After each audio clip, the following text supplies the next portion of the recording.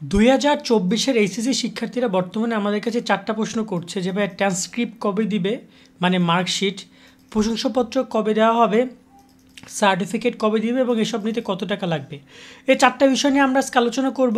মূলত শিক্ষার্থীদের এই বিষয়গুলো দরকার হবে, কেন এখন তারা বিশ্ববিদ্যালয়ে ভর্তি হবে, এই বিষয়গুলো তাদের লাগবে এবং বিভিন্ন উপবৃত্তির আবেদন বা অনেক জায়গায় চাকরিতে এই প্রশংসাপত্র, ট্রান্সক্রিপ্ট, সার্টিফিকেটের দরকার রয়েছে। তো এখানে আমরা একটা একটা করে বিষয় আলোচনা করছি। ইতিমধ্যে শিক্ষা মন্ত্রণালয় এই ব্যাপার নিয়ে কাজ করছে। তারা বর্তমান আপডেট অনুযায়ী কবে তারা এই বিষয়গুলো দিবে সেগুলো আমি বলছি। প্রথমত ট্রান্সক্রিপ্ট এবং সার্টিফিকেট এই দুইটা তোমরা বোর্ড থেকে পাবা, তবে এটা কলেজের মাধ্যমে পাবা। আর প্রশংসাপত্র বোর্ড থেকে দেয় না, প্রশংসাপত্র দিয়ে থাকে সরাসরি কলেজ। সো প্রশংসাপত্র তুমি চাইলে এখনও নিয়ে আসতে পারবা। সেক্ষেত্রে প্রশংসাপত্রের ফরম্যাটটা কি বলি, প্রশংসাপত্র এরকম কোনো ফরম্যাট না, জাস্ট একটা কলেজের একটা প্যাডে তারা লিখিত আকারে তোমাকে প্রশংসাপত্র দিবে। সো এটা তুমি 2-3 বার আনতে পারবা বা তোমার মতো করে তুমি আনতে পারবা, কেমন? সো এই জায়গায় প্রশংসাপত্র নিয়ে আশা করি কোনো কিছু বলার নাই। আর এরপর আসি ট্রান্সক্রিপ্ট নিয়ে কথা বলতে। দেখো, ট্রান্সক্রিপ্ট আগে দিবে। ট্রান্সক্রিপ্ট মানে হচ্ছে মার্কশিট বা একাডেমিক ট্রান্সক্রিপ্ট এটাকে বলে, যেখানে তুমি লেটার গেট কত পেয়েছো, জিপিএ কত পেয়েছো, টোটাল 4 সাবজেক্ট জিপিএ কত, অ্যাভারেজ জিপিএ কত, সব বিষয়গুলো এখানে তারা দেখাবে। ঠিক এই ইনফরমেশনগুলো থাকবে। এবং এটা তোমাদেরকে কেন দেয়, কারণ তোমরা যাতে পরবর্তীতে ভর্তি হতে পারো। এটা কিন্তু ভর্তির জন্য, এটা কোনো চাকরির জন্য না। তো ট্রান্সক্রিপ্টটা তোমরা দিয়ে কিন্তু বিশ্ববিদ্যালয় পর্যায়ে ভর্তি হবা, অর্থাৎ তুমি যে ইউনিভার্সিটি ভর্তি হও না কেন তারা তোমাকে মেইন কপি জমা নিয়ে নিবে। সো অবশ্যই তোমাকে মেইন কপি কোথা থেকে আনতে হবে, আগে কলেজ থেকে। কলেজ তো আর বানাবে না, কলেজ সেগুলো বোর্ড থেকে সংগ্রহ করবে, করে তারপর তোমাদেরকে দিবে। সো এই ট্রান্সক্রিপ্ট নেওয়ার ক্ষেত্রে ইতিমধ্যে বোর্ডগুলো কাজ করছে। খুব শীঘ্রই হয়তো বা তোমরা তোমাদের ট্রান্সক্রিপ্টের নোটিশ পাবা, বাট সম্ভাবনা সবচেয়ে বেশি তোমাদের ট্রান্সক্রিপ্ট নিয়ে যেহেতু আবেদন শুরু হয়েছে, অনেকেই প্রশ্ন করছে এখনও কোনো নোটিশ তারা প্রকাশ করেনি। তবে রেজাল্ট প্রকাশের 2 মাসের মধ্যে, কোনো কোনো ক্ষেত্রে 3 মাসের মধ্যে তারা এটা প্রকাশ করে, বাট 2 মাস ধরে নাও। অক্টোবরের পরে নভেম্বর এবং এই ডিসেম্বরে তোমরা হয়তো বা তোমাদের এই ডিসেম্বরের মাঝামাঝিতে বা শেষের দিকে, বা শেষের দিকে তোমাদের এই তোমাদের ট্রান্সক্রিপ্টটা তোমাদেরকে কলেজকে দিয়ে দেওয়া হবে। এরকম একটা নোটিশ প্রকাশ করবে সকল কলেজ, প্রত্যেকটা বোর্ড এরকম একটা নোটিশ প্রকাশ করবে তাদের কোন জেলা কবে যাবে, গিয়ে এরকমের এই ট্রান্সক্রিপ্ট এবং টেবুলেশন শিট তারা বিতরণ করবে। সেখানে গিয়ে তারা সংগ্রহ করে তোমাদেরকে দিয়ে দিবে এটা। তো তোমরা এটা মোটামুটি ডিসেম্বর শেষের দিকে পাবা। অনেক উপবৃত্তির ক্ষেত্রে ট্রান্সক্রিপ্ট চাচ্ছে। এখন দেখো, ট্রান্সক্রিপ্ট তো তুমি পাবা না, নর্মালি প্রশংসাপত্র পাবা। ট্রান্সক্রিপ্ট যখন পাবো তখন তুমি দিবা।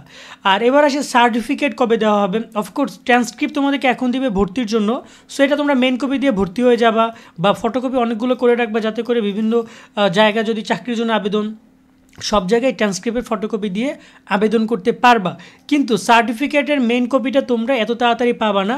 সার্টিফিকেটের মেইন কপি পেতে তোমাদের অনেক সময় লাগবে। আমি যদি দেখি, তোমরা দেখতে পাচ্ছ 2024 সালের 14 নভেম্বর 2023 সালের সার্টিফিকেট বিতরণ করছে। মানে ব্যাপারটা তোমরা বুঝতে পারছো যে 2023 সালে যারা পরীক্ষা দিচ্ছে ওদের প্রায় 1 বছর পরে কিন্তু সার্টিফিকেট ওদেরকে দিচ্ছে। যেখানে দেখতে পাচ্ছি কয়েকদিন আগে সার্টিফিকেট দেওয়া হয়েছে, যে 24, 11, 27। সো গতকালকেও ঢাকায় বিভিন্ন জায়গায় সার্টিফিকেট দিছে।